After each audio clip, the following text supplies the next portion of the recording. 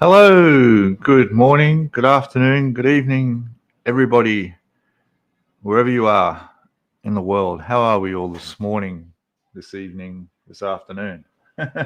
All good? Very good, very good. All right, excellent. We've got a few coming in. That's good. Comments are popping up on the list. Fantastic. You wouldn't believe, just seconds before I went live, this noisy motorbike or car, whatever it was out there, just went roaring down the road. I thought, oh, great timing, but it backed off on the accelerator and you wouldn't have heard a thing. So it was all good. But anyway, aiming to spoil the intro. So how is everybody? Gosh, look at the numbers coming in. How are you all? Good? Hey, having a great weekend, I hope. I'm having a good weekend. I've had a busy weekend, visiting places, doing stuff. In fact, I got so busy, there was one thing I forgot to do. I was going to go to a market yesterday, and I completely forgot about it, a second-hand market. But it's on today, so I'm going to go today. So I'm looking forward to that.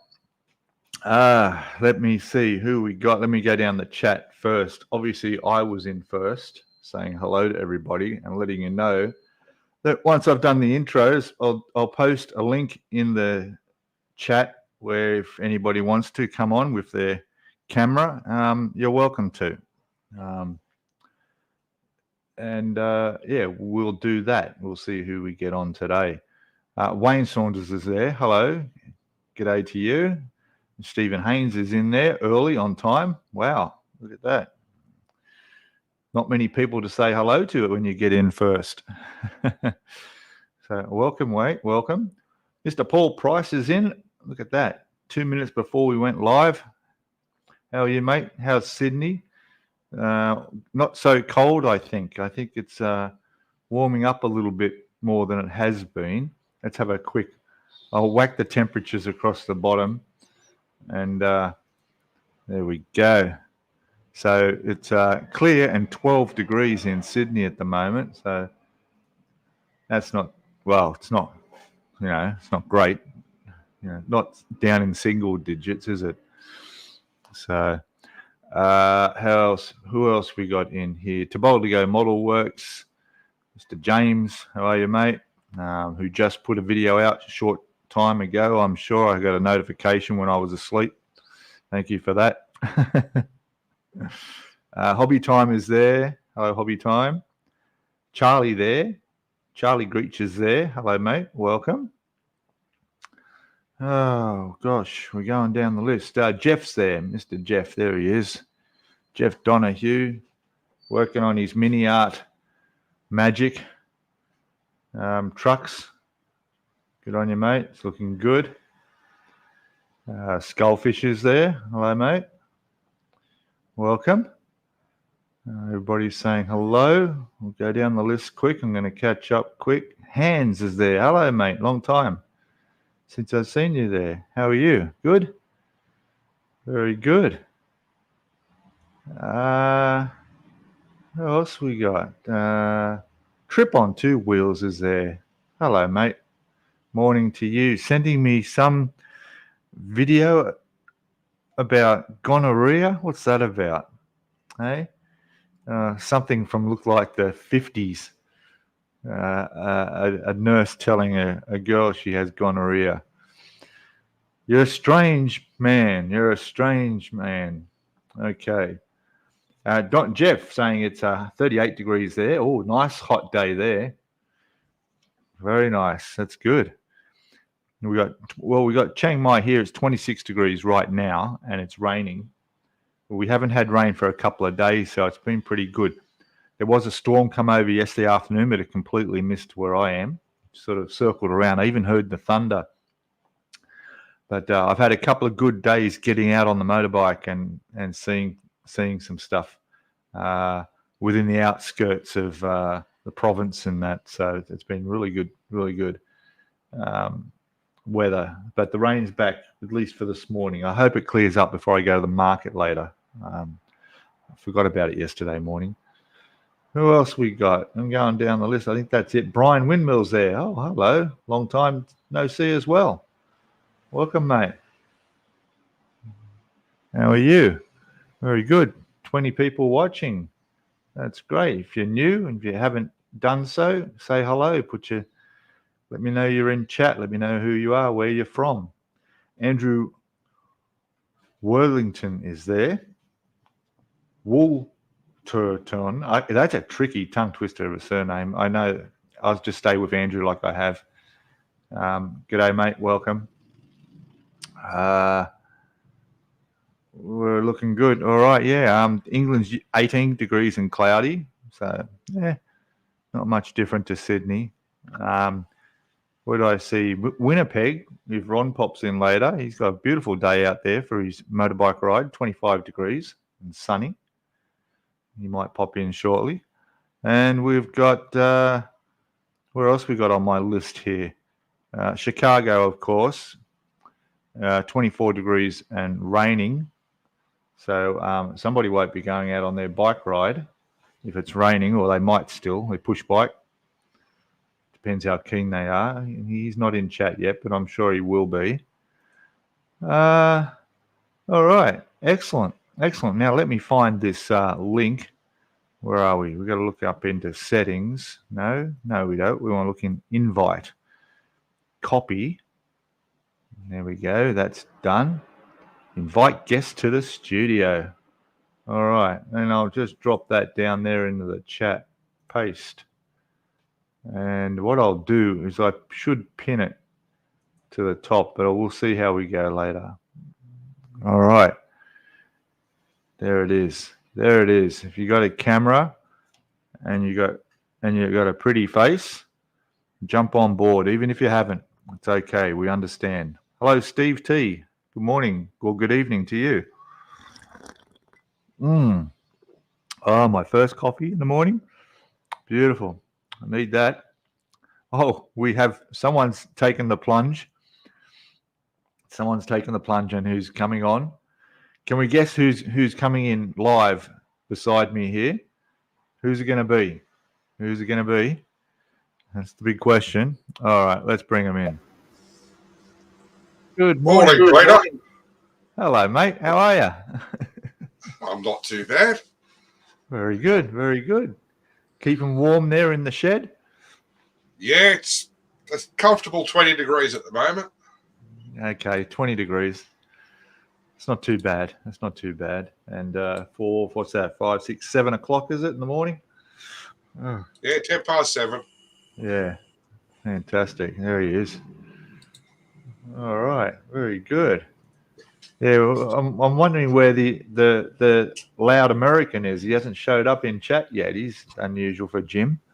Probably still asleep. He doesn't sleep. He doesn't sleep. Not true. He's like Jeff Donahue. He doesn't sleep either. Yeah, naps a lot. All us night shift workers that just will never sleep normal again. No. So, well, guess what? I've got some tracks done. Well, not tracks, but I've done some links. Wow. I got about a quarter of them to go, trimming them up. Oh no! Don't drop them. Throw them everywhere. Don't throw them everywhere. Could you imagine that? I get to the end and I got one missing. No, we're okay. One fell out. I'll put them down before I do something stupid. There we go. Yeah. So I sat there for 2 hours, kind of watching TV, but watching what I was doing with the knife at the same time. I hope and so. Just trimming them back a little bit. I didn't go so far as to hit them with a glass file and get them all that perfect, but it's a tank. It's not going to have perfect tracks. It's not brand new off production line or sitting in a museum. Have you seen the one they've just put in the museum up at this Australian Art Museum? No, I haven't yet. No. It's straight out of the paddock and it rolls. Yeah? Yeah, it's just... After basically, it's a barn find. Because they did an episode where they went down to Melbourne and picked up 5 grants from a yard down there. So they've got plenty of spares there. Oh yeah, definitely. That's the bonus of it. Yeah, that's why they collect them for spares. Yeah. Ah, that's good. That's good. Oh, we got Peter Kwan is in. Hello, mate. And what else have we got? Oh, Daniel, what's this?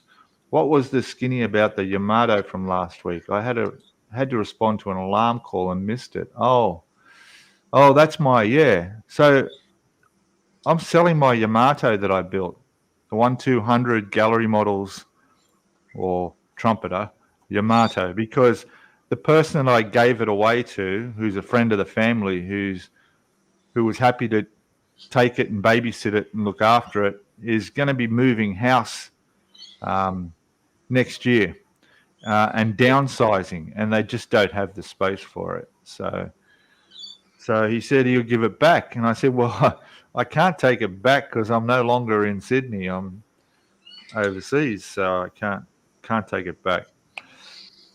So there's no rush, but I need to offload it to somebody.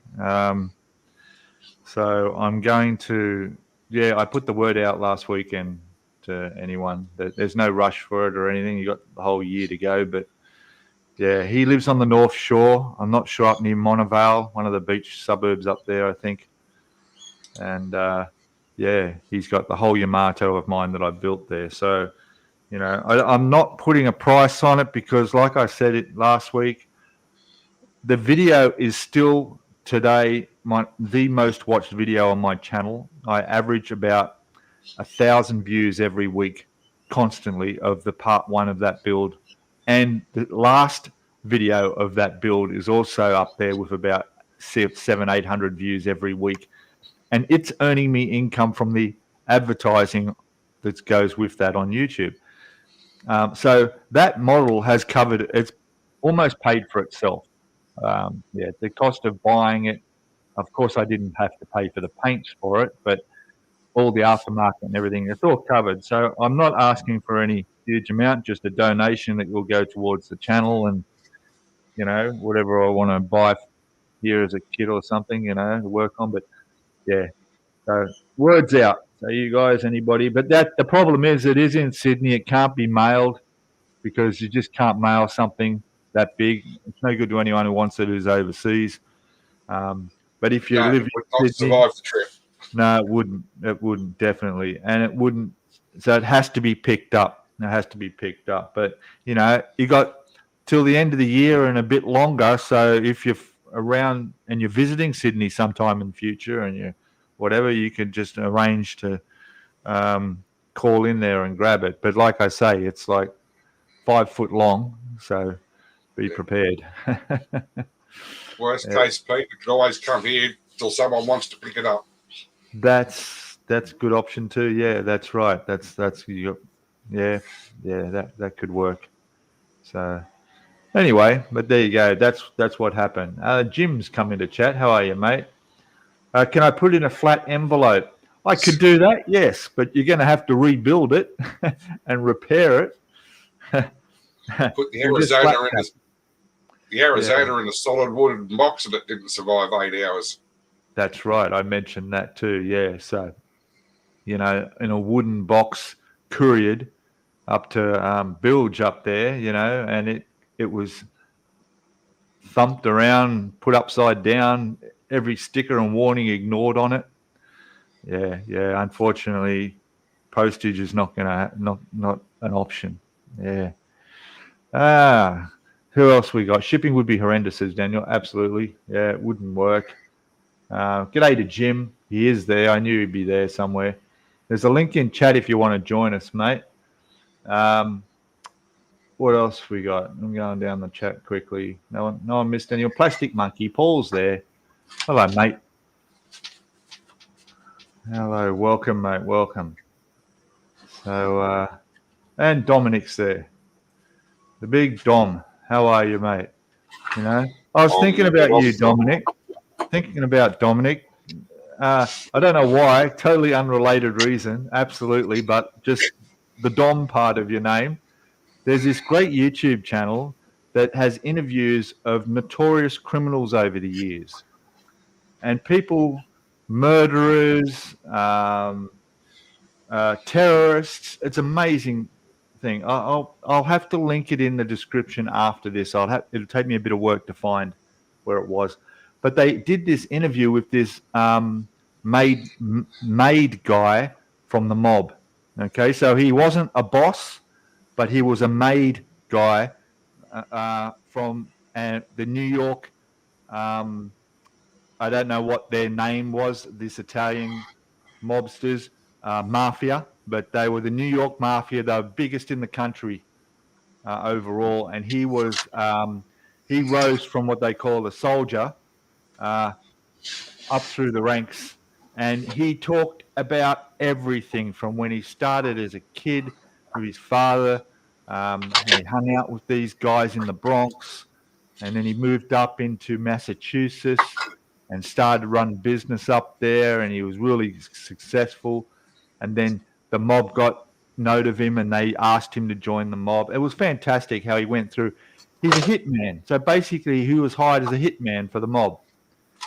And he murdered God knows how many people, and he put out tickets on people. He went out, he murdered them himself. He talked about how he did it, the whole setup, how they'd case out the guy's house when he was going to work and pop him when he got in the car.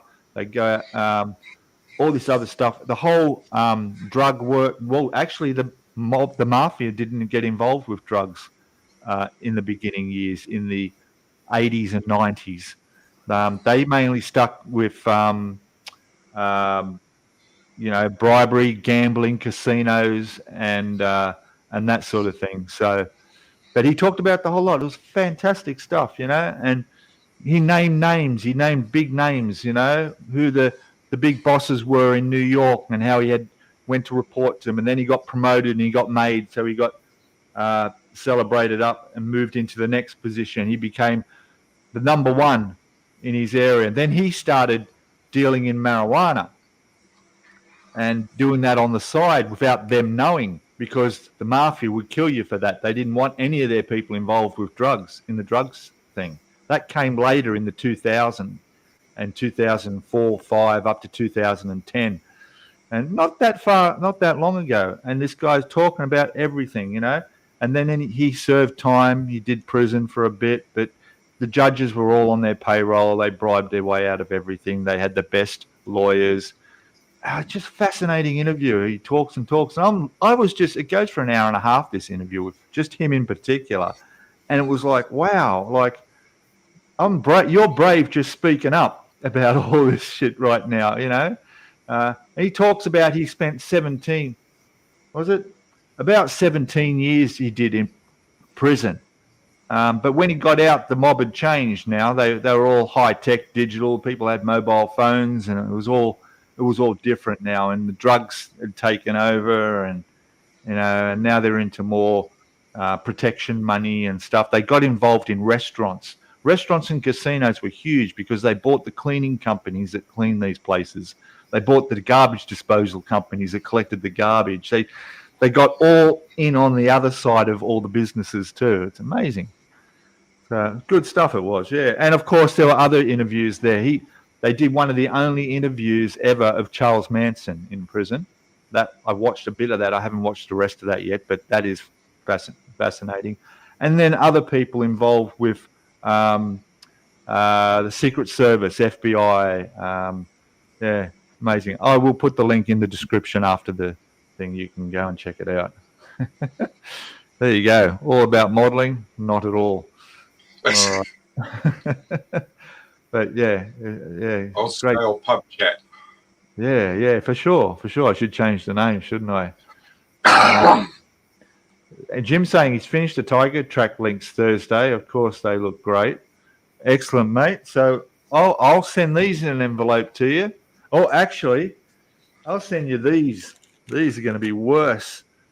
There's like 1,000 of these. They're the little links that hold those pieces together. So I'll send you those to do for me. So we've got Jim. Speaking of Aussie Armour Museum, we are Armour Fest open weekend next weekend. Big we. Okay, Armour Fest. Yeah, cool. Get to go ride in them all. Wow, riding in a tank. That'd be exciting. That's really cool. That's like I'm talking to Jason from Model Kit Stuff, who's actually going to go on the Queen Mary 2, that he's just finishing up or getting close to finishing, I think, the model of. So, still putting that's something different, isn't it? To get inside the real thing that you've been building, you know?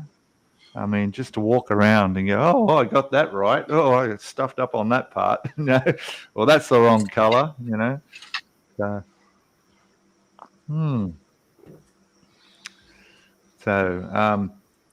Peter Wong wants to get the Yamato.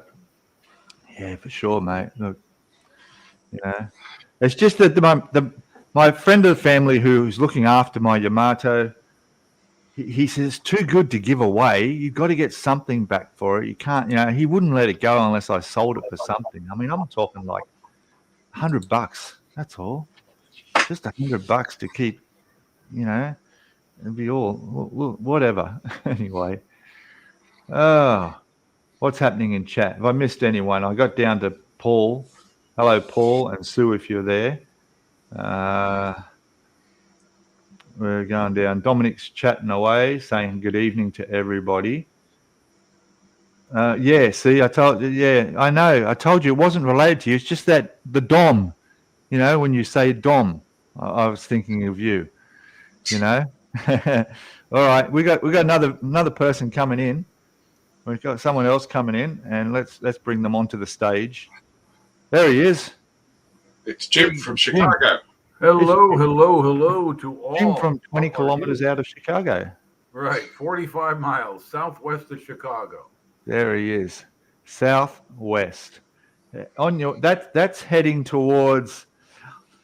Is that towards Grand Rapids? Do you know where Grand Rapids is? No. Grand Rapids will be northeast. That's in Michigan. That's the other way. Oh, we're talking Michigan. Oh, yeah, Chicago is Illinois. If I was to continue southwest, I'd wind up in Missouri. Okay. I'd be in St. Louis, which is on the. Hello, Dom. Hey, Dom. Yeah. I just watched your review of the MiniArt cheese truck. Yeah. I love it. I love MiniArt stuff. Is the best. Hey, Ron. There's Ron. And I got to let Andrew in too. There he is. Hey mate. Andrew. Hey, Doug. Hey there. Welcome, mate. I want to say hello to everyone else in there, Jeff. Glad to see. I haven't watched the latest. Everyone's doing track day. Look. There you go. There you go. It's track day. Yep. So how are yours going, Peter? Have you made much progress on them? No, not as much as he has. I've got to look forward to that. Oh, nice. Is that a Lee or a Grant? I'm showing Paul. Grant. Okay. That's what they look like when they're finished, Pete. Yeah, that's what I've got to look forward to. Is that the Tacom kit? No, that's MiniArt. Oh, that's MiniArt. Okay. Full interior? Yep. That's the one I'm doing. Wow. Nice. Oh, no, you're doing the M3 Lee, Peter. You're doing that's the British one. Yeah. But it's practically the same. The only difference really is the turret. Yeah, that's really good. You've got all the extra baggage on the back, stowage and stuff. Yeah, that looks great. Yeah. Damn, that looks great, Paul. I've got the Tacom kit that I'm not done yet. I've got it painted. I've just got to find some tracks for it. My attempt at Lincoln length tracks was a disaster, and so I'm trying to find something that'll work for them. And well, anyway, it's a nice model. It's just sitting in a box waiting to get done. I got the figures painted. I've got it all assembled. All I got to do is put the tracks and the fenders on, and then start roughing it up and beating it up, because it's 7th Armored Division, LLMA 1942. Yeah, they weren't a clean tank. No, nothing in North Africa was clean. Nothing. Hey, Ron. Ron's there from Winnipeg. Earlier, Jim. And what's that? Oh, the B-24. Right. Okay. Yeah. By the way, everyone, today is a bit of a gap there. 50th birthday. It's not glued together yet, Pete. Okay. Whose birthday? Mine 60. 60. Happy birthday, mate. Happy birthday. Oh, congratulations. You made it. Yeah. It's all downhill from there, Jim. Thank you, Paul. All right. Thank you. How are the Andrew. brakes, mate? Thank you, Peter. The brakes working all right? Because it's all downhill from here. Yeah, I know. That's I just said that to a friend of mine who sent me a message, this morning. And I said, we are officially over the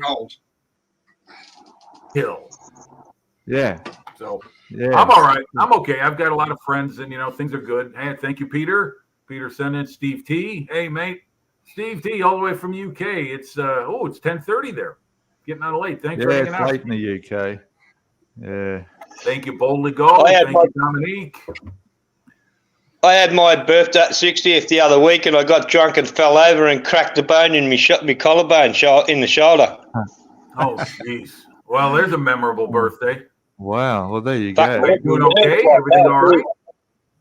It hurts like hell. Yeah, I bet it does. Thank you, Paul. Plastic Monkey wishing me happy birthday. So thank you very much, everyone. Yeah, you have to take it easy if you want to get to 70. You're breaking your shoulder on your 60th. Yeah.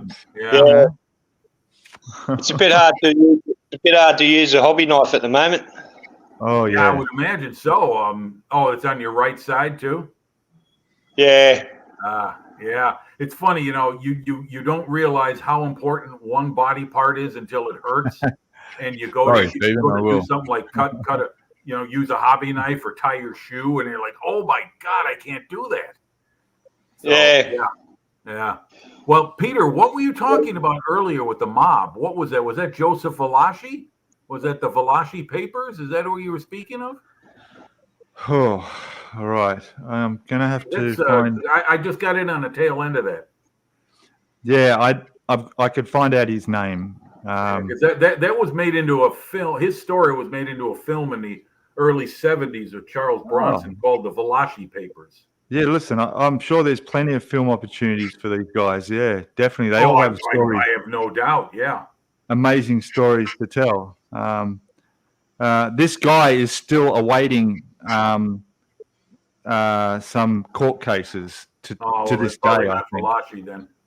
But I'm really surprised at how open he was about speaking about things. Oh yeah, it's incredible when one of them does sing, when they just tell you everything.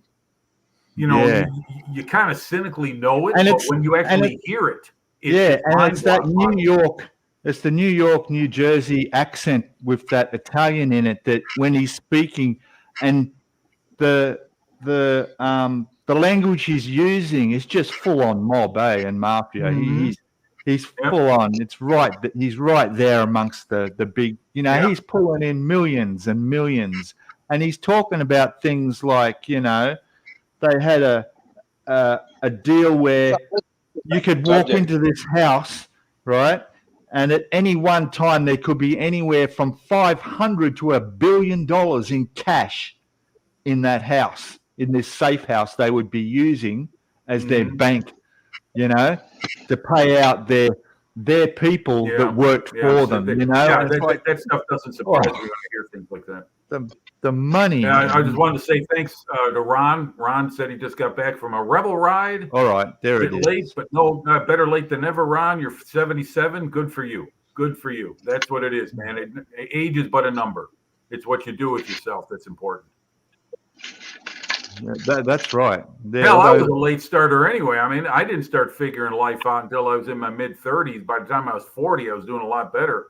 But when I was in my 20s, man, I lived by the will of the wisp. Okay, so his name was it's called Anatomy of a Mob Hitman, Anthony Aratoli. Okay. Aratoli, I think that's how you'd say his name. But anyway, I've got the link. I'll drop it in chat for this thing. Got a new addition to the kit stash, eh? Copy. Oh, what you got there? Hey, can we go full screen on that, Peter? Oh, it's the full interior. Oh, that's the radio truck. Right. Yeah. I heard a lot of good stuff about that. That I had no idea that vehicle ever existed. There's a lot of parts in there, man. MiniArt rhymes with multi-part. Yeah, it's really nice kit though. It's got so many different options. You can have doors open, windows open. It's got a full engine, all the interior for the radios, and you get the generator and the trailer. Yeah, I tell you what, when you, Peter, started on your M3, and a friend of mine bought the P47, and I could see up close how well molded and sharply made MiniArt kits were, it gave me confidence to get one. I don't have one yet, but I'm going to buy the Puma, the full interior Puma kit. That's great. Me too. I'm going to box it up. Paul's going to finish it for me. Thanks, mate. Yeah. I mean, you're doing that. You're doing a great job with that, Peter. I mean, you're installing that interior spot on. I mean, and that's your first attempt at that, right? No, it's my second attempt at a tank. Okay. Yeah. But did you make one of this detail before? Interior one? No, never, and never again either. I might add. Well, the thing is with tanks is that you don't necessarily have to put all the detail in the interior. You can have maybe a hatch or two open, and then you can by putting in some of it, you can intimate that there's more there than there really is. It's an old trick that I learned from Shepard Payne and Francois Verlin. Yeah, but I try. I'm one of those people that I can't have parts left in the box. I got to try and do the whole thing. I paid for this kit. I'm putting my time into it. I'm not going to leave anything off that I should. Well, I'm saying it's just food for thought for next time, because I think you're a great modeler, Peter. You make some really good stuff. So whatever you build, I like watching.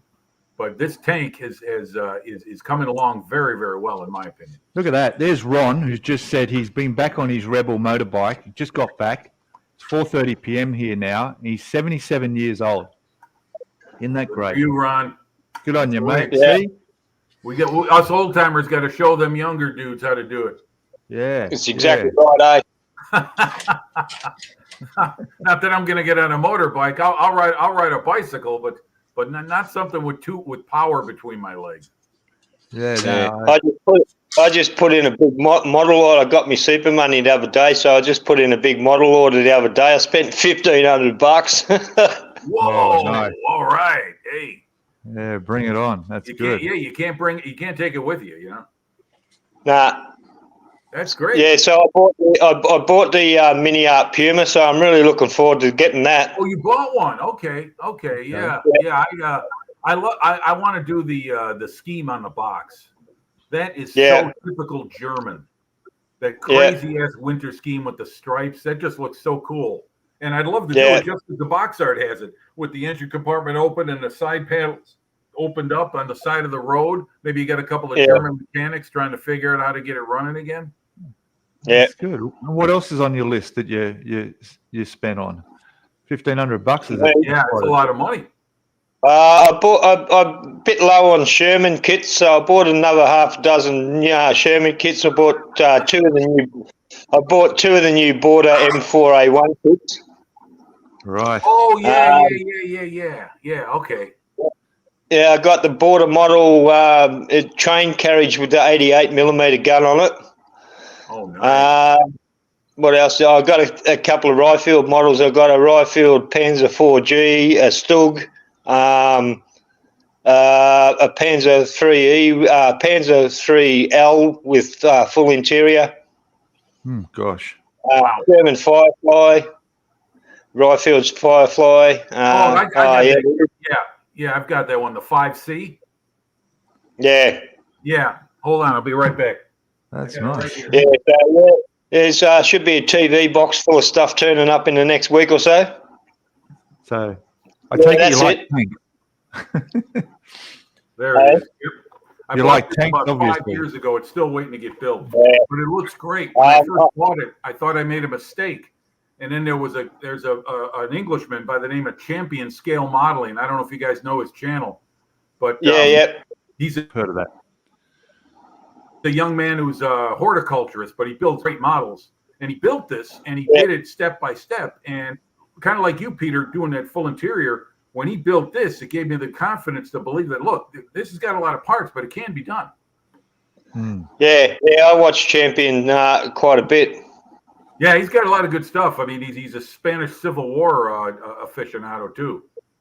Yeah, just a shout out to someone who's building really nice models is Jeff Donahue, mate. He's doing a good job on Opal Blitz that he's building. And in his latest video, he was using the UV cured resin, and it seems to work okay. So I might give that a crack myself. Oh, okay. Yeah, I've watched the latest episode. I got to watch that because I've been watching it because I'm always curious to know how these MiniArt kits go together to kind of get a heads up on what to look out for, because I really want to go away from tanks and start putting smaller vehicles like Jeeps and Kubelwagens and heaps of those vehicles and something like what Jeff is working on, a truck like that. And there's a huge range of trucks and cars. Well, the market is definitely changing that way. And I was just thinking today, I would like to see three combatant nations equipment start appearing more in the modeling world in 35th, 48th, whatever scale you want. I prefer 35th myself, and that is Italian, Japanese, and British. The British vehicles, they're starting to scratch the surface. You're starting to see IBG, Airfix. They're starting to give you these vehicles. Artillery has got stuff from the 70s, which is okay, but I'd like to see newer stuff. And there's almost no Japanese. I'm not talking about tanks. I'm talking about support equipment. Infrastructure vehicles, Jeep, whatever they drove around in, personnel vehicles, support vehicles, tow vehicles. Not just tanks, artillery pieces. And the same with the all the aircraft support vehicles would be good. I'm sorry, Paul? Yeah, all the fuel tankers. Fuel tankers and stuff. Yes, right. There you go. Yeah, right. Yeah, I mean, Fine Molds, a Japanese company that was started by a bunch of guys that broke off from Hasegawa. They've been around since like 2000. They were at one time making a lot of Japanese World War II tanks, but they've kind of quieted down there. They're focusing more on aircraft. Yeah, I like Jim's mention there. Wouldn't it be good? Fine Molds, one of the light tank that they used in New Guinea and that. Yeah. And it's really, really nice. Look at that MiniArt doing ships with full interior. Jeff, imagine doing full interior ships. What, you talk about all the decks below? Yeah, you could do a whole cutaway like they do on U-boats. Yeah. Can you imagine how much they cost? Yeah, how about it? I'd do it. I'd buy one. $1,000 a piece. I'd buy one. I've got $1,000 for a PT boat. I'll be right back, guys. I got to take care of something. I'll be right back. I've got the Border Models Japanese flight deck and Cape Bomber in 1/35 scale. It's bloody outstanding. Huge. Yeah. Hey, GB Models. How are you, buddy? Morning, Gary. Welcome. There you go. But MiniArt and ships. Wow. Well, we should. I'll send them an email and suggest it. What ship should they do? Something small to start with, Pete. Not the Yamato then. A landing craft for the tanks. An aircraft carrier. You could do an aircraft carrier. Quite a missile frigate. We could do all the aircraft carrier with the hangar bay and all the aircraft in there, Just a landing craft first. Yeah, that's. In fact, you could do they could do a ship without the hull at all. It's just all you're seeing is the interior all the way around. Full skeleton. The whole all you'll see is just the skeleton of the ship, and that's it. And you'll have the deck and everything up there. Might be tricky doing the conning tower and all that, but anyway. Yeah, be interesting, that's for sure. Yeah. A hovercraft, says Jeff there. Yeah, hovercraft. That was I've built a hovercraft, the Trumpeter one. That was interesting. Gecko Models are bringing out a 1/35 scale hovercraft from Vietnam. Okay. Yep. That's due out soon. Yeah. Yeah. So, the tricky part of mine was the float, the inflatable bag around the outside was a bit dodgy, but. Yeah. I like things that are out of the ordinary, that are different, just Yeah, I like that some manufacturers are actually realised that Australia has a military and we have our own systems as well. And AFV Club have brought out like 3 versions of the APC M113 in the last couple of years. So I've got the Vietnam one, I've got the fire support vehicle with the Scorpion turret, and I've got the new medium reconnaissance vehicle, which is post 1980 model. So they're all they're nice kits, but by God, they're fucking difficult to put together. Yeah. I cheated. I did the Tamiya one and converted it. Yeah. Wayne's suggesting something there. Hey Wayne, I'm starting to get my fuel here, the caffeine, and then I'm like the mob guy who did all the singing. You see, there's another thing I can do too, which I've just done, is I've just muted him. See? So see that? See? Problem solved. There we go. Bring him back. There we go. Hey, Captain Charlemagne signing in. There he is. How are you, buddy? Hey, Captain. Fantastic. Captain. Yeah, that's right. All right, so I want to know, is anybody going to have anything planned to build that's something unusual, out of the ordinary? You know, is there something that you haven't done in a long time that you'd like to start building and trying? Like me in a plane, which I've never built, believe it or not. Never built an aircraft. I'm thinking about getting the new Edward bloody 100th B17 in 48 scale. It's the HK 148 B17. Yeah. In Edward box with extra stuff. Yeah, they give you 3 huge decal sheets. I saw someone build it. Wow. Okay. The I want to build the Piccadilly. I want to build the Piccadilly Lily from the TV show. Yeah, that's the one the host built. Look at that. Let's bring that up and have a look. Oh, that looks beautiful, Paul. Yeah, that's Very what nice. it's based on. Oh, that's nice. Well, Wow.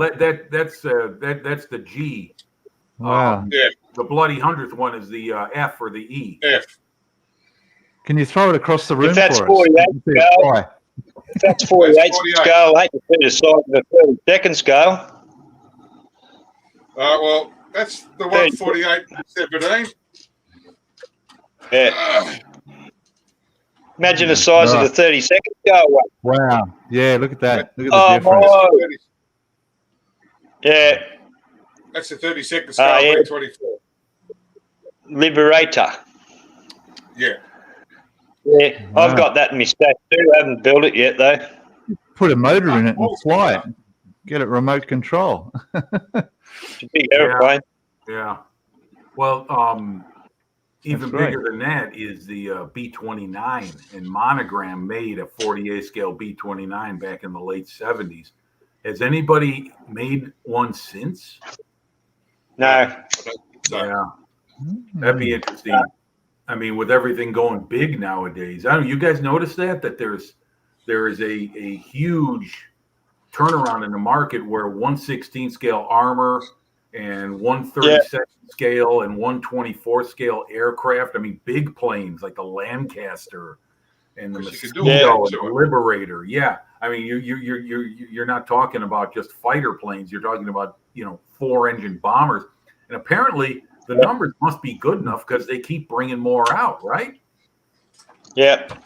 Mm. Especially 1/16 scale armor's exploded. Yes, it has. Yeah. Andy's hobby headquarters in Phoenix. He made inroads with was that Border or Tacom? I think it was Tacom. Yeah, and they put his name on the boxes and everything. I mean, he's I think he was one of the first ones. I'm not saying he started it, but I think he was one of the first guys to start bringing it to the American market. And then from there, we see what it is today. Right? I've got Andy's HQ Easy 8 Sherman. It's really, really nice. I'm waiting for his M1. I'm waiting for his M113 to come out. His APC. I will get me one of them straight away. Hey Peter, have you seen GB's latest Yeah, he's trying to join. Okay. Yeah, I just posted the link again, and I'm going to pin it. But well, anyway, all right. What I would want to do that's different or unusual is that I've got a couple of models here that are outside of what I normally make, and I would actually like to start. I want to put one into the queue ahead of the other things I want to do right now, because I do feel that kind of. Oh, hey, GB. There he is. G'day, guys. Hey there. Hey, Kwong. Yeah. How are we going? Oh, good. Saw the finish on your Falcon. Yeah, how'd you like the look of it? Looks great. Paint job is really nice. I love the color. I love the color. Yeah, thanks. I saw that at a motor show, so I thought, that's going to look a great color. I thought I'd do that color, so it went well. Who's got the budgie? What I'm going to do, I'm going to get it out of here, so I'll get it out of here. It's all right. I used to have a cockatiel. Hey? Oh, the bird? You got to keep the budgie just in case you've got no oxygen in the room. He'll tell you.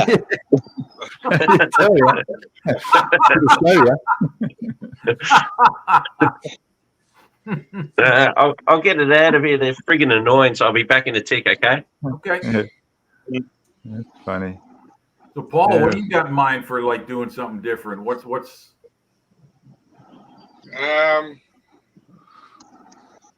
Well, I have started one of the ships I got off Pete. Oh, Google, I think it is, or whatever. I mean, you make so many different subjects anyway. It'd be kind of hard to find something that you could call a true breakaway from what you normally do, because you don't normally do anything. You do everything. Yeah, except Lego. Everything to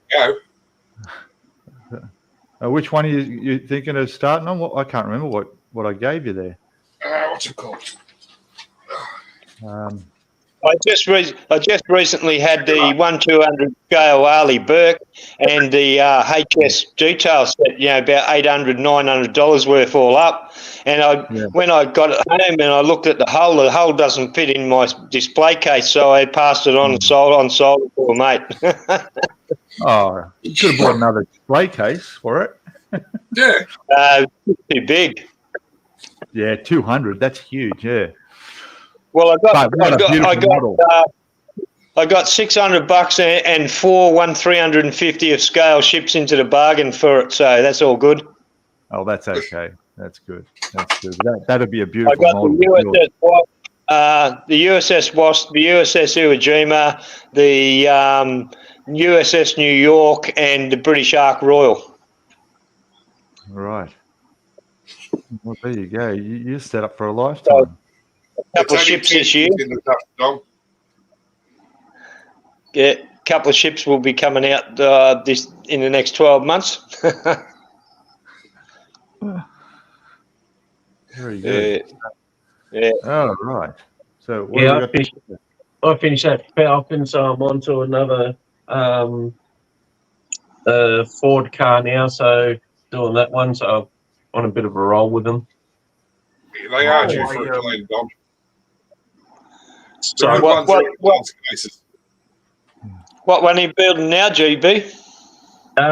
Doing the Ford Mustang GT4. Excellent. So modifying that one. Modeling show down there in Australia this weekend, isn't there? Someone posted his from today's events. Yeah, Queensland Hobby and Model Expo in Brisbane. Right. Yeah. Oh, I remember that last year. That was pretty crap, actually. They're not much in scale models there. Well, they must have done something different this year, because what this man posted, I forget his Mojo Rising Modeling Channel. That's right. it. Well, that seems strange, Peter, because that seems strange. It must have been a bad year, because it's been going 28 years and I've been going about 14 of them, and I tell you what, every year it gets better and better. Rightio. It must be a different one I'm thinking of then that they posted up. This year they had 680 entries this year. Yeah, right. This is the Queensland one, Pete. Oh, Queensland. Yeah. Sorry. I'm thinking of a Sydney one that had all just Gundam and Lego and shit. And yeah. Right. Yeah, okay. This man went through the area and photographed a lot of models, and there's a lot of good stuff there. I mean, some really, I'll have to check really. Yeah, I heard it was big. Yeah, 680 entries. Yeah, something like that. Bit too far for me to get there. I'm in Melbourne, so not in Queensland. Yeah, me too. Yeah, that's what the gentleman who did the photographing said. He said when you consider the size of our country, to go to one place for some people is just impossible. It's like a 5-day trip to get there. So starting next year, I'm tripping around. I've got a model show next month in Townsville, and then in January and February there's one in Rockhampton, one in Mackay. Then I'm going to go to the QHE and the Canberra one later on in the year next year. So I'll be getting around a bit next year. Okay. Yeah, there's a huge model show over here in Bangkok.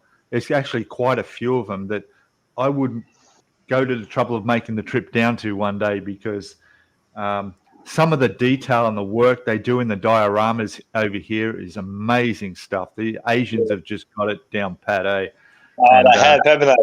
There's a guy who he has hardly any subscribers, but he does all the Asian model shows, and he goes through with a camera and just gets a close-up of all the models. And the videos go for about half an hour, 45 minutes. You just can't take your eyes off them. It's like, holy hell. You got a link for him, Peter? I will. Yes, I will find that one and put that somewhere. Thank you. Now, how far is Bangkok from Chiang Mai? Oh, well, look, I can fly there in about an hour and a half for about $100. Okay. So, but it's. I'm guessing that means it's a long way. I can't drive it. Yeah, it's too far to drive or ride. There's a guy on YouTube called The Weekend Modeler, and he's only just started not long ago. He's a Japanese fella, and my God, his dioramas and his armor made just incredible. Yeah. I've seen dioramas that look like photographs of. It looks like they just gone and cut a chunk out of the side of the street and put it up there. Yeah, or the figures with the expressions on soldiers' faces of 1/35th scale figures, with their gear and beside the tanks walking through the street, and the expressions on the face. It's like a real soldier. It's just unbelievable, realistic. Yeah, well, the Asian modeling market, we don't know much about here in the States. We don't get a whole lot of Japanese and Chinese and the Pacific Rim Nation modelers and their channels. So I'd like to see some of that, because I've seen some Japanese modelers and some model shows like in Tokyo. And that, you're right, Peter, that is on another level of modeling. I'm not saying that there isn't anything as good as that elsewhere in the world, but I have seen some Japanese model shows that are just like you were just talking about. Yeah, for sure. Incredible stuff. Yeah. I did go down to Bangkok. I did do a video of one of the shops down there where the guy had a separate little studio set up with all these painting booths and tables, and people could come in there, no charge at all, use all the equipment and sit down there and do their modeling. And there was a couple of people there with a girl getting ready for one of those big shows, and they did this diorama with these a cave, an underground cave, and it was a cutaway section, and there's this alien monster down in there, and it was all lit up, and they had the resin water running through the cave and a waterfall, and it's like just amazing stuff, So they just had they just had a big model show in Thailand called the Malcolm Model Show. Malcolm, Malcom. Right. That might have been what I saw a video. Outstanding models in that. Yeah. They got an eye for detail, haven't they? They certainly do. Yeah. I've seen a couple of their builds, and oh my God, they are next level than me. That's for sure. Yeah. Hey Jim, I'm thinking of coming to the States next year for the IPMS, the big show that they have. Oh yeah, that's going to be in Virginia. Yeah, because they change it every year. Hey. Right. Yeah. They move it around every year, but it's always in July. And hey, if you can do it, it'd be worth your time, because I was there just one day for the last one in Madison, Wisconsin, and it's great stuff. I mean, it's incredible, and so many things to buy. I spent way more than I should have, but boy, oh boy. Well, what I'm gonna do is I'm taking 2 suitcases. One's gonna be empty and packed inside the other one, so I can bring back in 50 kilos of models, mate. Oh, for sure. Yeah. Excuse me. That's the way to go. That's the way to go.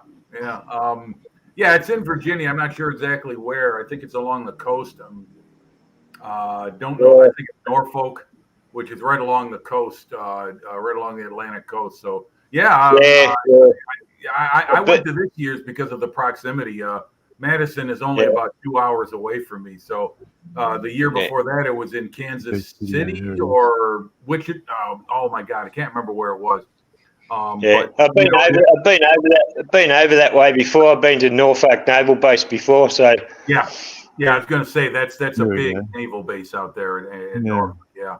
But I mean, the same reason for you folks in Australia is kind of how it is for us Americans too. It's like, you live in New York City. Are you going to go to Los Angeles, California for a model show? You know what I mean? And travel, accommodations, money to spend there.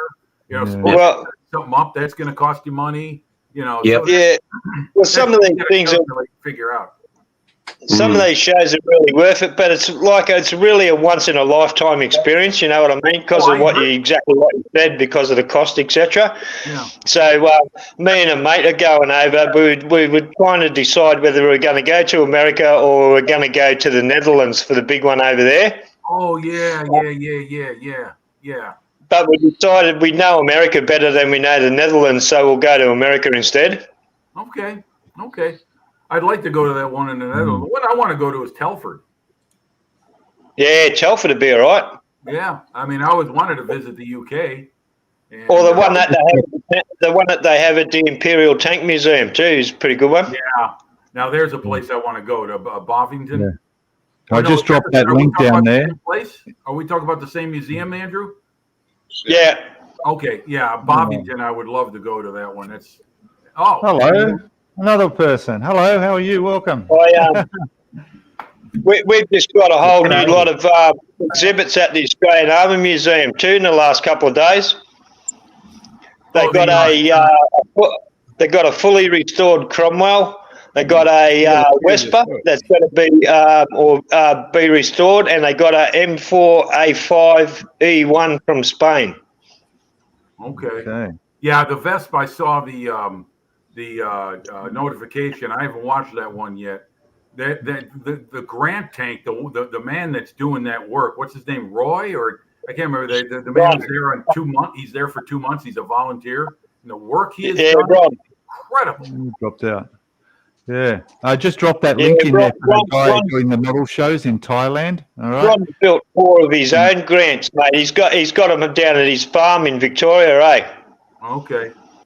Yeah, that man knows how to make metal work. I mean, he's incredible. He's doing everything. He's the foremost.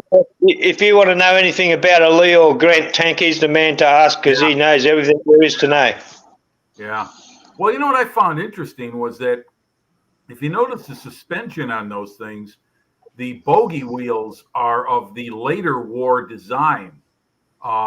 They're not the early war design that the British had on their Grants, which is with the one roller above. Right. Yeah. And I asked about that.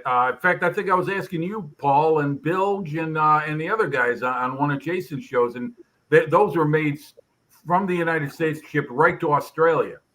So they did not go to the British first and then wind up in Australia. So they had the later designed suspension on them. That's what in the tank he's restoring, there's a data plate in there. Did you see that part where he showed the data plate? It was made 1942 at a oh my God, I can't the Baldwin Locomotive Factory. I can't remember where they're located. Yeah, one of those 3 places, the Pullman Factory. That's is or used to be on the south side of Chicago. Yeah. Well, quite a few of them grants actually came to Australia in parts. They didn't have their suspension units on or anything, and they were assembled in Brisbane. Oh, okay. All right. Did any of those go to combat? I mean, did they go up in New Guinea or the CBI? No, none of ours. They were all used as training. Yeah. Yeah, our grants never left the country. And Jim's frozen. Yeah. Oh, he's back. They never left the country, no. Okay. We had to rely on our Matildas in New Guinea and stuff like that, the old Matilda 2. So how's Jet Scale Models doing up? I'm doing good. Can you hear me? Yeah, I can hear you fine. Yep. Good. I just wanted to make you speak so we could check your mic. It's all good. Nice job on the Stuart, mate. Oh, great. Thanks. Yeah, it's almost done. Yeah. MiniArt, eh? Yes, sir.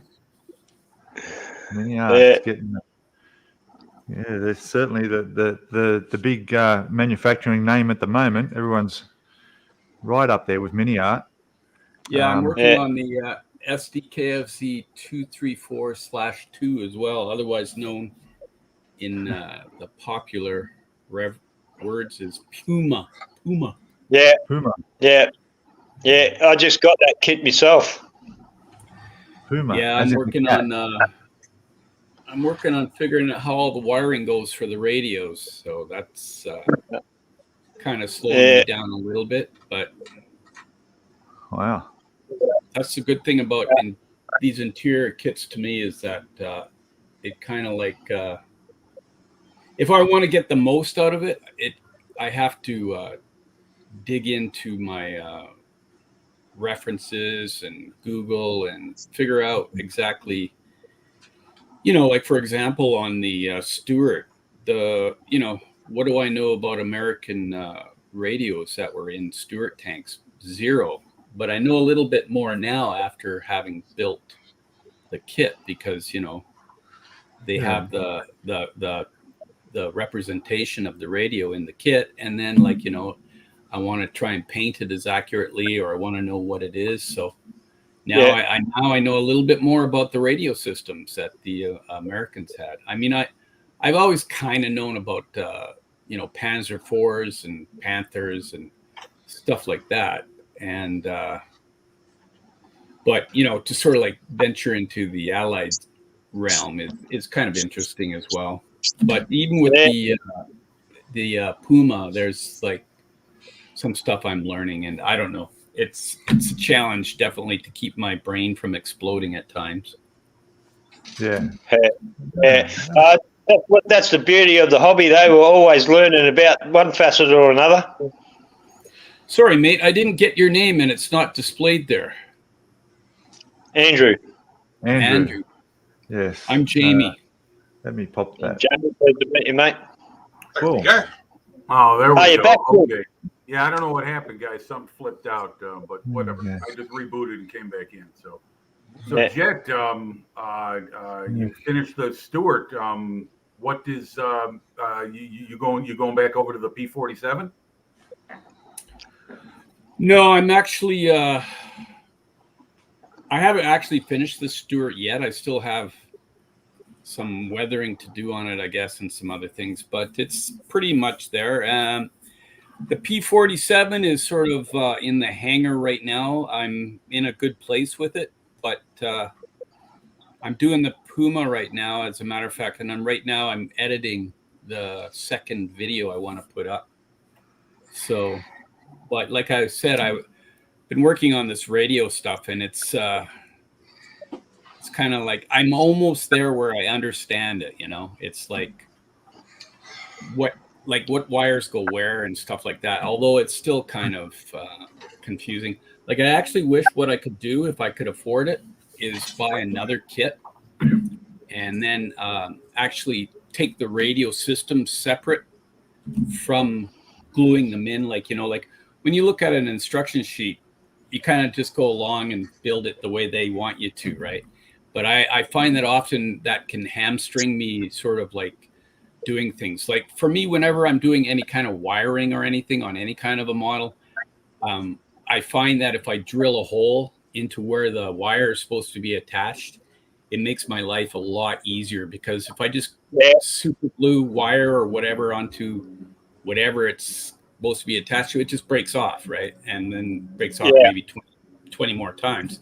So I always like to drill things out, but if you've already got the thing glued in, it's really hard to get the thing, drilled out properly, right? So the thing is also, if I can take all the radio parts and then drill everything out and then wire it all up, then I'll understand where everything goes, right? So like that's the thing about the RFM Puma. I mean, I like RFM kits. I've got a few of their Leopards and some other things, but they sort of include a half-ass interior, right? You kind of wonder, well, why did you bother even adding what you did? Because they don't have the ammo cases, like, and they don't have the any radio systems, and a few other things that are missing. So, if you're interested in the interior stuff, then go with the MiniArt is my suggestion. But the other thing too is if you don't want to get bogged down, just don't get one with the interior. Just get one with that stuff, because that. Yeah, and I don't think there's much price difference either. There's not much price difference either, really. And I don't know. I haven't really done any checking. I heard there's one chap that does Mr. Oakley, I think his name Oakley. He does sort of box openings and reviews, and he was opting for the RFM one, but I don't know. He was saying that the RFM one is cheaper than the MiniArt one, but I think that's kind of like comparing apples and oranges compared to the amount of material you get in the MiniArt. Exactly. Right? Yeah. So, much agree. Better detail, better quality. Everything is with MiniArt, really. Anyway, lads, I've got the club's build day starts and getting picked up in 20 minutes, so I'll catch us all later. Have a good time, and talk to you next time, eh? Good one. Thanks, mate. See you. I'll see you next week. All right. Bye-bye. See ya. Take care. There he goes. Yeah. Wow. What do you think of the RFM doesn't have the same tire system as MiniArt. Dragon even has it in their reissue of the Puma, but they have those rubber tires and they look pretty good to me. I'm guessing the technology or the rubber compounds or whatever they're using is changed, I'm assuming. I don't know, because the knock on rubber tires was, up until recently, they were literally decomposed as the years went by. Yeah, I don't know. Your guess is as good as mine, I guess. Yeah, because that's what they offer. They also offer a aftermarket set, which I believe in their first round of the kit they came with. I can't remember. Peter Oxley did a review on that RFM, and Phil Flory just did a review of it too. And I'll tell you what, the molding looks really crisp. But on the other hand, it's more for the sake of building an interior kit that I want to go with the MiniArt version and try my hand at it.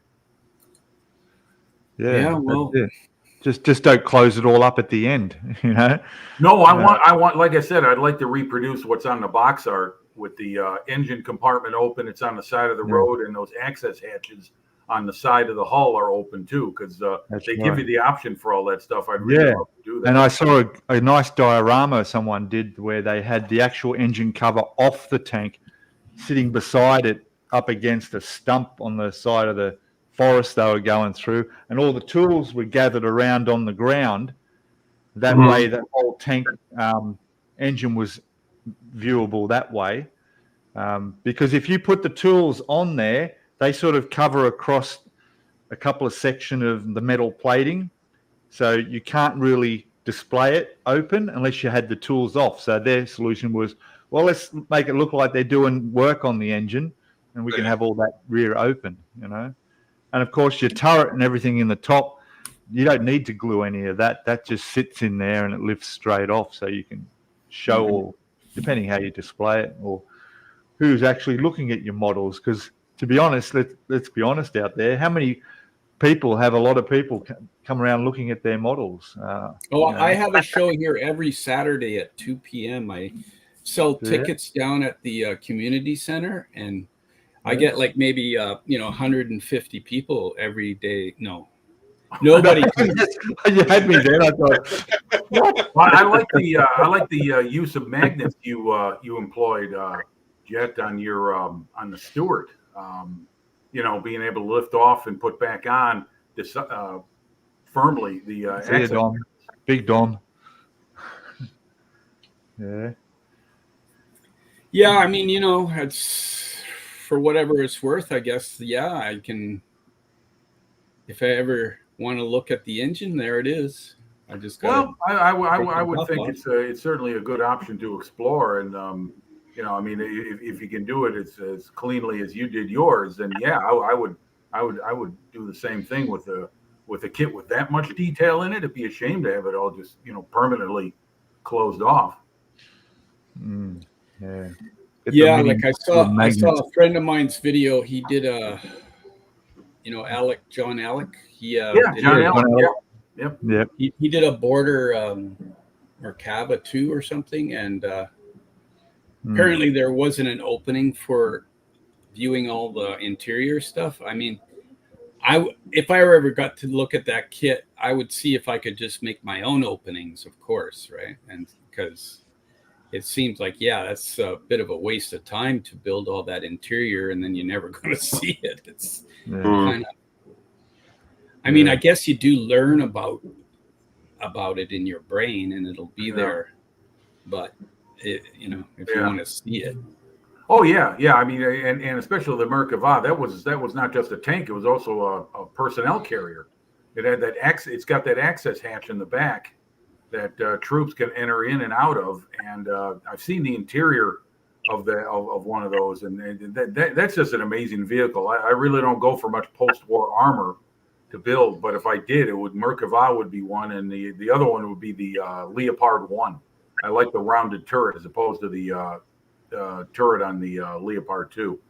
But Merkava is an incredible vehicle. It's been around 40 years. I mean, geez, I remember it was in the mid 80s, that thing, or early 80s it first entered service.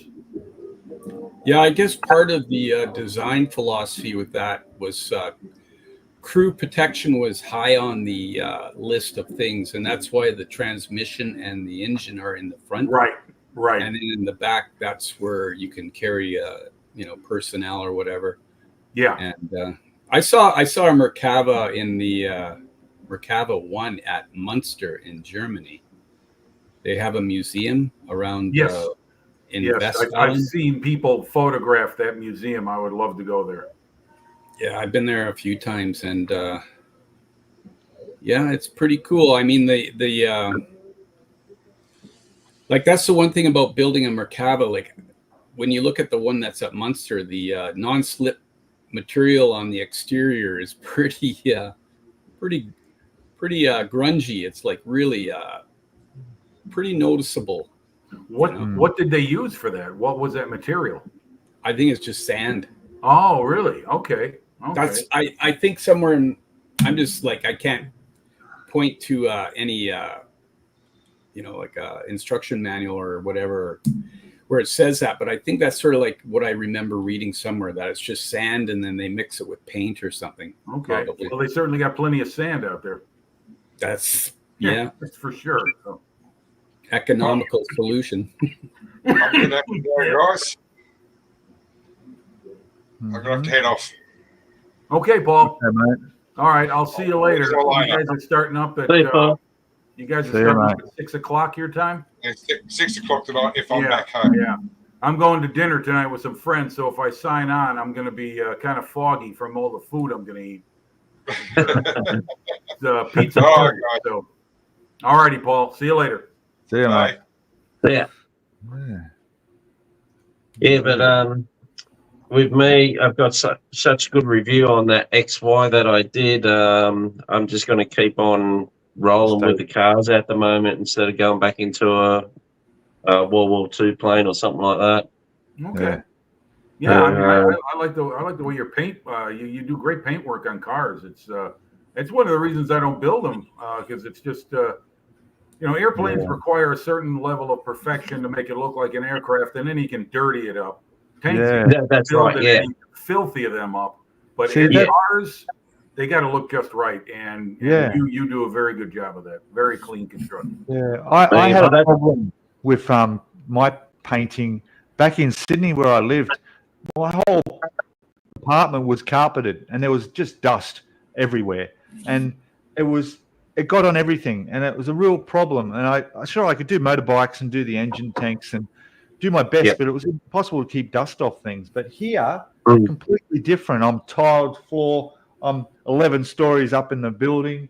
I'd love to get back into and doing a few more bikes.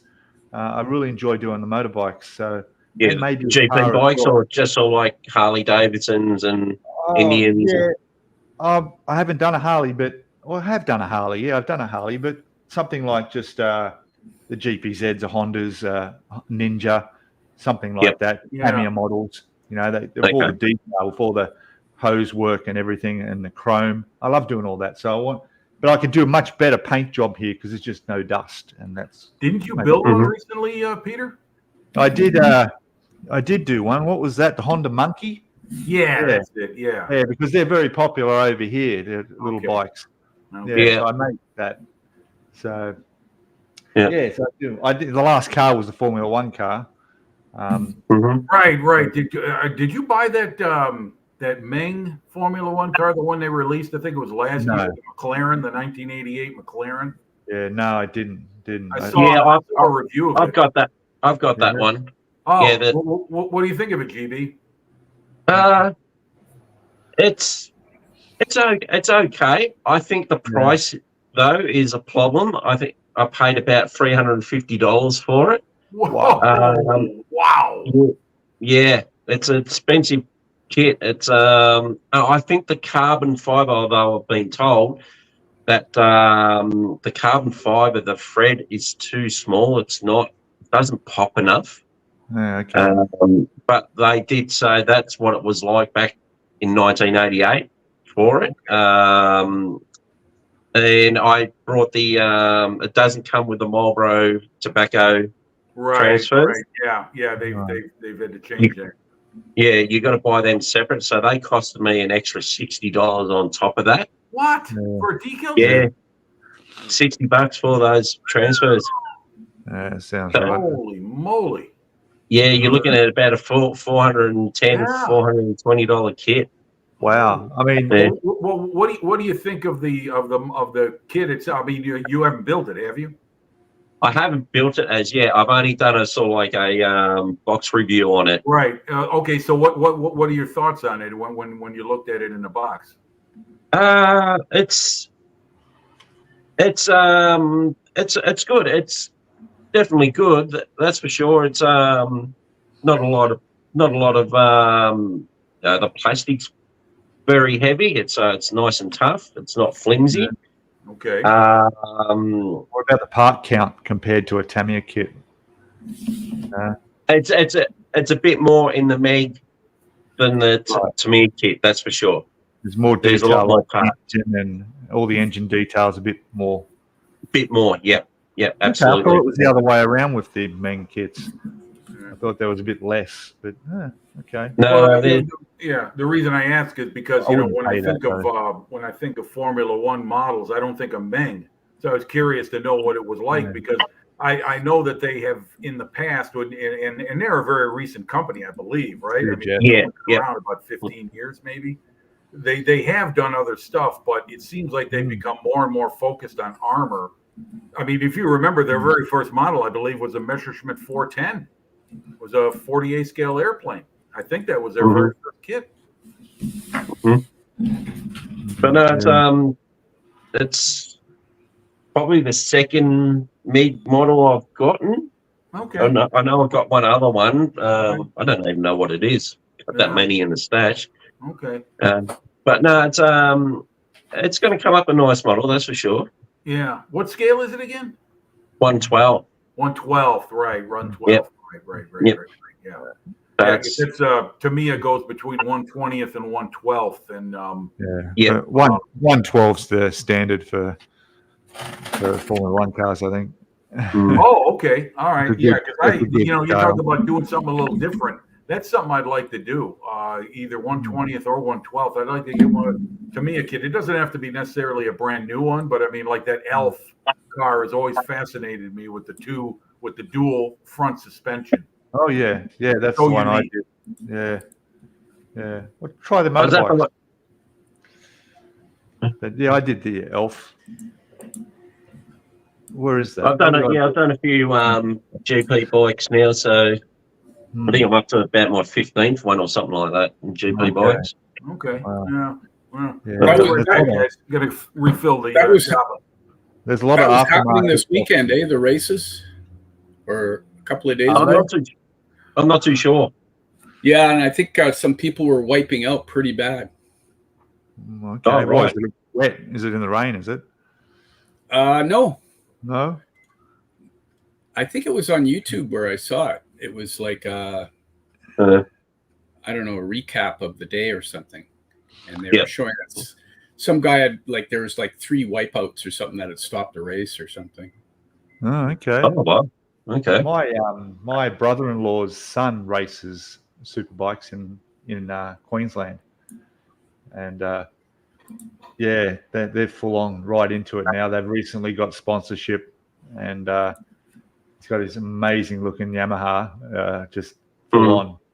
And my sister freaks out every time he goes out on the track because it's just the speed, incredible. These kids have grown up with jet skiing, racing boats, go-karting, and now they're into the motorbikes. But here down in Australia, they're sort of like the GP bikes and Formula Ones are harder to get down here in Australia now. I think I've just drained every model shop of where I could get GP bikes and Formula Ones. Now I've got to go to eBay to go and get them. Yeah, okay. It's just like B&A. B&A is probably the biggest supplier and range. And same thing, hard to find. Yeah, it's basically because of all the sponsorships that goes on the bikes on the Formula Ones. It's just fighting over they want their piece of the pie, and the other bloke wants their piece of the pie, and then it just balloons out. The cost just balloons out too much. Yeah, okay. Yeah. So model shops are not don't really want to get them in because they don't think that people will pay a lot of money for them. Well, you're going to sell more if they're going to be a good price. So. Oh yeah. I had Valentino Rossi's bike. His very first one when he came into the GP, the 500, and I was in a model shop and some bloke I brought the kit for probably about $80. Yeah. And I was talking to the guy behind the counter, and then some other guy came up, was buying a model, and he heard that I had this bike and was going to offer me $500 for the bike. And I don't want to sell it because it's the only Valentino bike that I've got. Is this built or is it still in the box? Not built. Oh, okay. Because I'm saying, would the value be more if it was still in the box? Yeah, probably. But probably. I thought he was having me on there for a bit, but no, he wanted to buy it. Yeah, why not? I mean, whoever's in the name, it's like any collectible, they in value. In future, you should buy 2. Leave one boxed in the plastic, put it away. Yeah. Well, I've got that with the Team Suzuki bike. I've brought 2. I've built one. I've still got one in the box. Yeah, keep it put away because you probably end up with an offer like that in the future. Yeah. Yeah. Well, I'm kind of sort of like going back to that XY Falcon. The paint work that it's taken me probably about 20 to 30 goes at getting the paint right and getting the gloss right, and I think I've hit the sweet spot now with it. So I'm going to continue on in that fashion, doing them all like that with the Formula Ones, GP bikes, and normal cars. Right. Did you paint that with an airbrush? Yeah, it's all airbrush. Yeah. See, that's even, to me, that's even more amazing because you know, I mean, it's I'm just so used to painting military, you know, everything military, and that is very forgiving, and it's very easy to get away with mistakes. Yeah. Not so much leave them on there and let it fly, but I mean cover them up or repair it. But it just seems to me like you're dealing with auto painting is like a different level. Oh, you got to get that mirror finish. That's what it's all about. Yeah, no water peel, no inconsistent level of paint. It's got to be level all the way across. In that mirror finish is just something that's just I could never do. That's for sure. It all starts with the primer.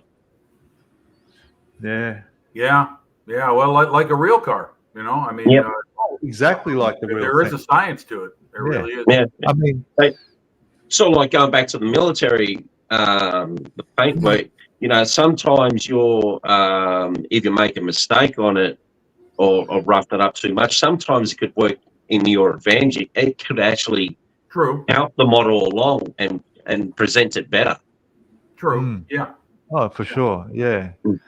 Yeah. Like, I'm only spending so much time tripping up these tank links.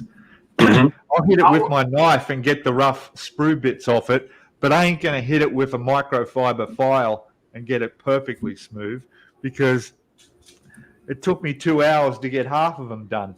So that's crazy. And then in the end, I'm probably going to throw some heavy weathering and crap all over it anyway. So, you know. Yeah, but you know, the truth is, Peter, with a tank, the tracks make the vehicle. And you don't want to have the links all out of place and, you know, not square and but we're looking at kind of dodgy looking. From this distance, and nobody else is here to look at it, just me. I get your point.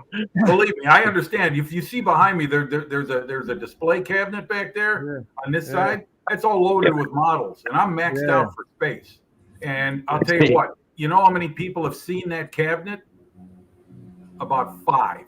Yeah. And I've had that cabinet almost 25 years. Yeah. And how many more models have you got to do, Jim? I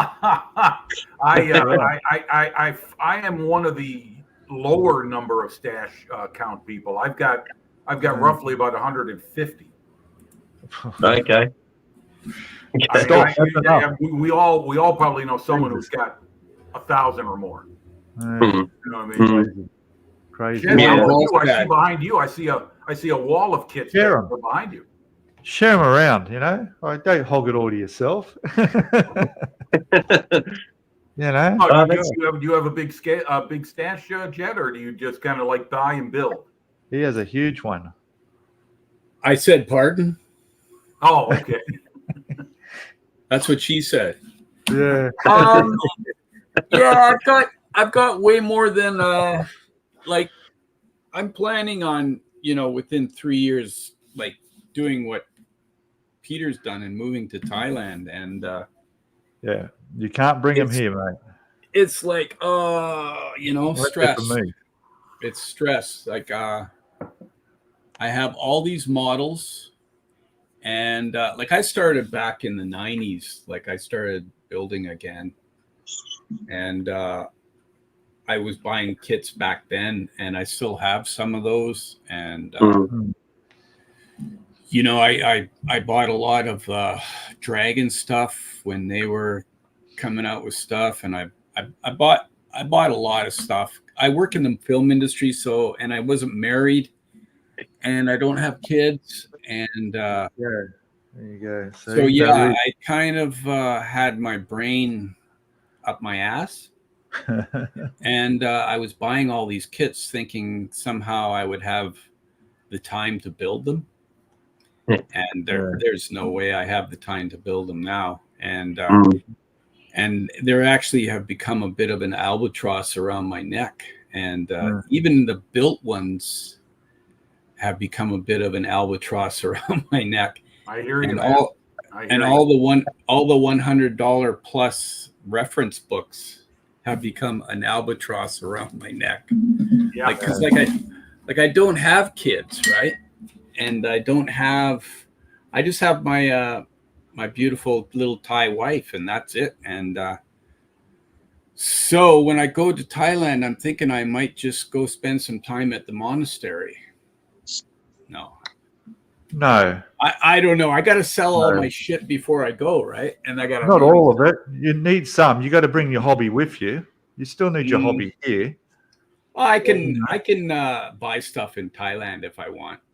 Oh, for sure. Yeah, of course. Yeah. So, you're closer to Japan too, so you could order stuff from model makers there. I'm assuming, right? I mean, Peter. Oh yeah. I don't know. Like Tamiya, you can get it in Thailand. I'm 64 years old now. Plus, like in 8 months, I'll be able to get my old age pension. And, right. And the thing is like what I used to think about and what I used to value is not the same anymore. I hear you. Yep. Yep. I don't know if it's like material things are as important to me as they used to be. Yeah. I see what you mean. I mean, I look at my model stash, and I've been selling off stuff over the last couple of years. I've been going to local model contests, swap meets, and I've had success there. There's a couple times one time I sold almost everything I bought there, but I was pricing it to move. It was like, you name me a price. I would tell people, and they would give me. I sold. There you go. It's yours. But wanting to sell it is one thing. Actually doing it's another. And I don't plan on going the eBay route.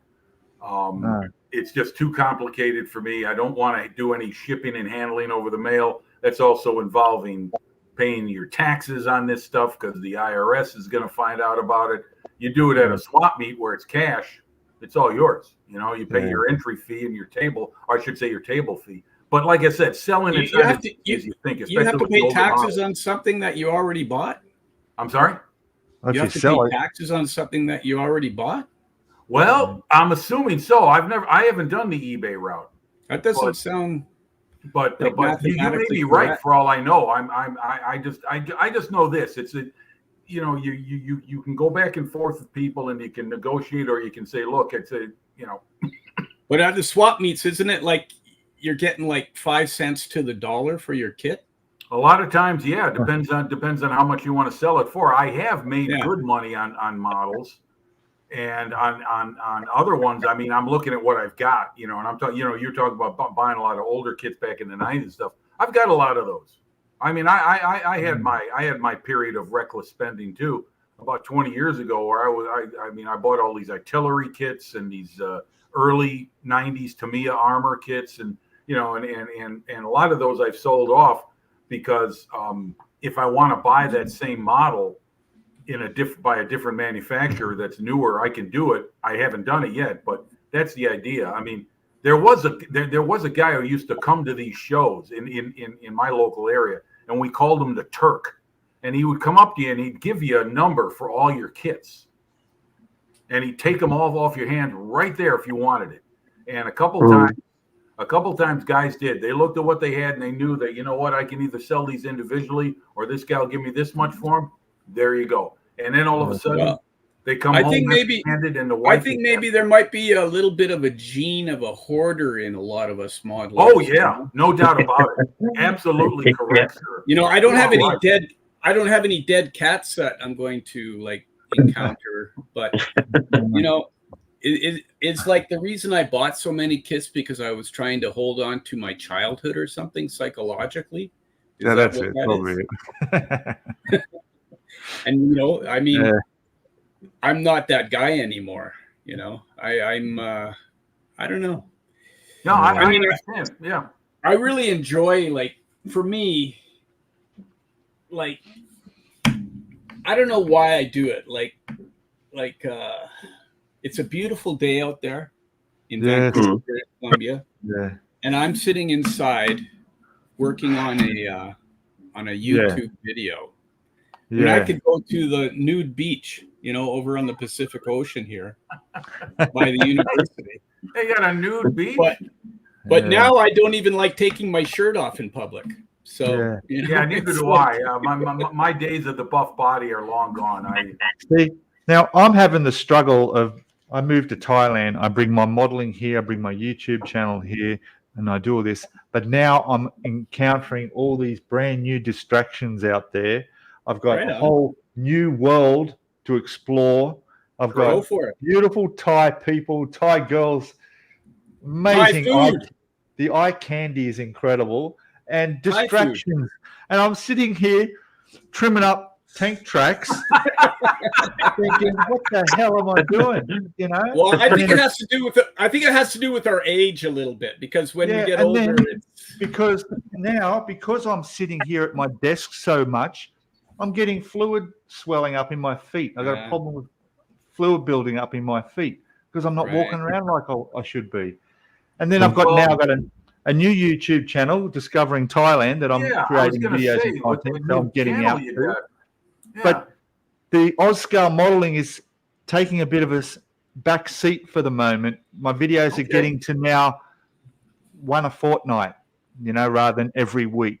Maybe it's the kit I'm working on. I need to change or something, but there's a lot of other distractions. And maybe is another thing. When the winter comes and the snow falls, you can stay indoors a little bit more. There you go. Maybe that would.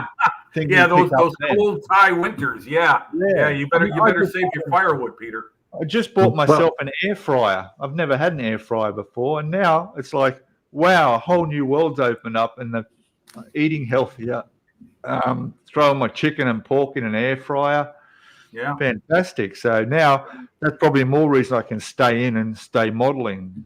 And then now computer gaming. I'm into computer games now. I'm playing this survival RPG, multi-universe game, and I can sit there for hours and hours on end. And I gave up video games back in the 90s. I was doing the same thing. Maybe I need a girlfriend. Maybe I need a girlfriend here to cook my food, build my tank while I can play my tank! I love it. Game. Hey, honey! After dinner, can you hit some of those track links for me? Yeah. Well, when you started that Discovering Thailand channel, I mean, I thought that was, it seems like you're out and about plenty with that. Have you reduced your activity in relation to that channel? No, because. One thing about Thailand is that you can go out one day and you will always discover new things, amazing things that make great content for YouTube. Just yesterday, for example, I went out to do a video of a new glass skywalk they've built in a province down south of here. So you can go up top and you walk over the glass. Me being afraid of heights was quite a challenge, but I did a video of that. It was beautiful, great. And there's a big giant golden statue on the mountaintop right there. But it was 9:30 in the morning when I'd finished, and I thought, well, I've got the whole rest of the day. What am I going to do? So I open up Google Maps and I type in tourist sites around this area, and I see this thing called a white bridge and then a tunnel. And I thought, okay, 30 minutes further south, I'll go have a look. So I go down there, and sure enough, there's this amazing white bridge over this beautiful green valley of rice fields. And then there's a coffee shop there, and the woman says to me, the train comes in 10 minutes. So a train comes, and the driver hits his horn for me. And I'm videoing all of this, and I go to another coffee shop called the Tetris coffee shop that's built like a Tetris game thing. Amazing stuff. And then I go to the tunnel that turns out to be a whole train station up in a mountain in this national park. Boom, another video, put another video together. So... it doesn't take much to walk. I mean, just the other day, last week, I walked in a 46-degree direction out of my condo, up a couple of side streets, and I discovered a whole new road of shops and cafes and stuff that's 10 minutes away I didn't know existed. I thought I'd covered the whole area where I live. And I walked down there, got a haircut, stayed at a coffee shop, had breakfast, met a few people.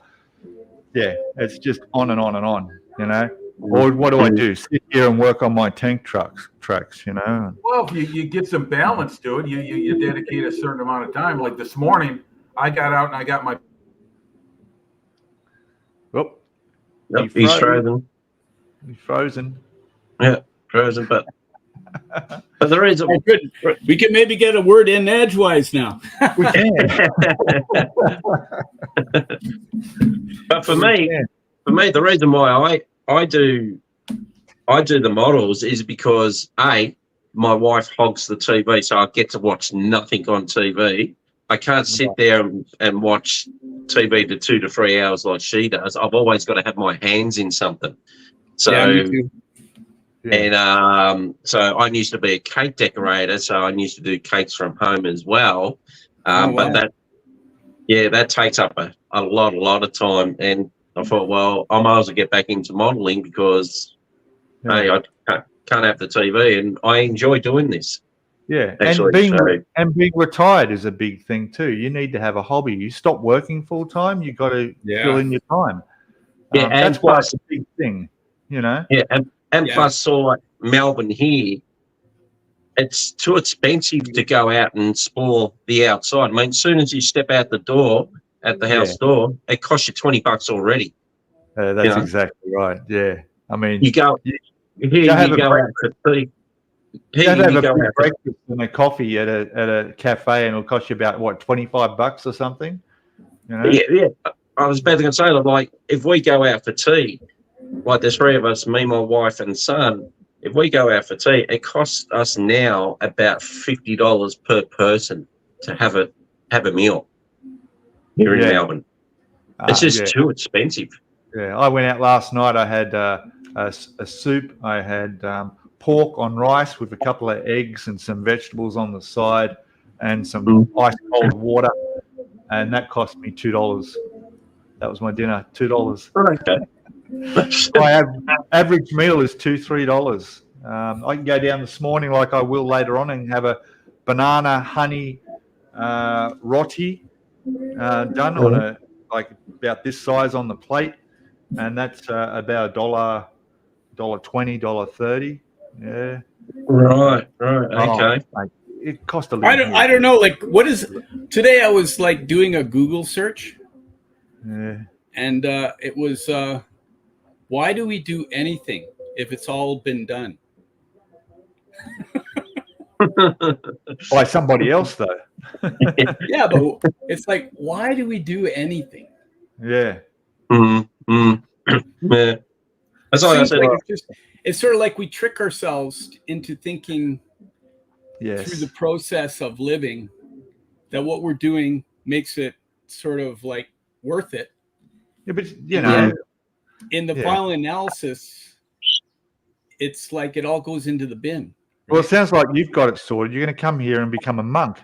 Well, I actually am seriously nothing. Right, where my wife is from, and only say 3 words a year. Yeah. Yeah. Now that won't be easy for me to do. I mean, because they're enjoying their life, I guess, and they're living with the bare necessities and doing nothing. I mean, you do a lot for yourself. I mean, what I used to do is I used to travel a lot overseas and go on trips to dangerous countries and do some adventurous shit every year because I didn't enjoy working. I didn't like physically working. And my goal for getting through the day, the week, the month was my holidays that I was looking forward to. Saving my money and getting away for a month or two in some strange country. Even now, like when I think about world travel, and I've done my share, it's like I get this stress that comes from the way, airports are now, the way everything is now with airplanes. And it's like they nickel and dime us all the time. Like, used to be able to have like free baggage. Now they charge you. You can, it's just so expensive living now. It's everyone's crazy. out for your money all the time. Exactly. Yeah. But it used to be different, I don't know.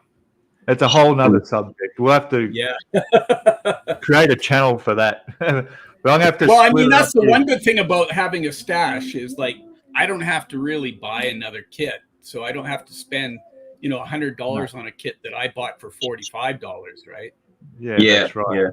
Yeah. Well, it's like me yesterday. I went out shopping with the wife. I said I wasn't going to go.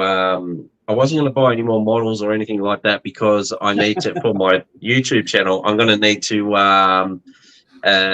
buy some audio stuff, proper camera and stuff like that. More better lighting in here, stuff like that. So what do? I go into it's called Gainsword. And I brought this one yesterday, so I keep on buying bloody models. Stop it! Wife, that's what my wife said. She looks at me and she just shakes her head. Yeah, my wife calls it garbage. Yeah, you got to focus on the needs, not the wants. All right. So, yeah, it's hard. For example, right, I got this. Where is it? So my camera is not a GoPro; it's a DJI action camera, right? Now. The other day, one of these is broken off. There should be two that hold it on. It's snapped off. Okay, we can see there. Right, that's snapped off. So now, if I put this on the motorbike, I've only got one holding it, and I'm worried that it's going to tumble down the road. On a selfie stick, it's fine to use. It's no problem. But on top of that, the little bracket that's underneath on the cover for the back. Can't you buy a case for it? That's broken. Now I can't. That's the problem. This is the first one that came out. Action one. What about you? You're a modeler. You should be able to. I can't. They don't make them anymore. So my only alternative is to buy a whole new camera. Now they've got up to number 4 camera out now, which is a bit overkill for what I need. And so I'm looking at the number 3. But even that's going to cost me about $500. And I also want to buy their separate microphones that come. You can get 2 microphones that work with the camera. They also work with your mobile phone, and they'll even work with my camera here on streaming. So that's another 7,000 Thai baht, which is another. It costs more than the camera almost. And then I think, I got to do that. Come on, Jim. We all miss you. Come back. I got to buy that. But then what do? I go out and buy an air fryer, I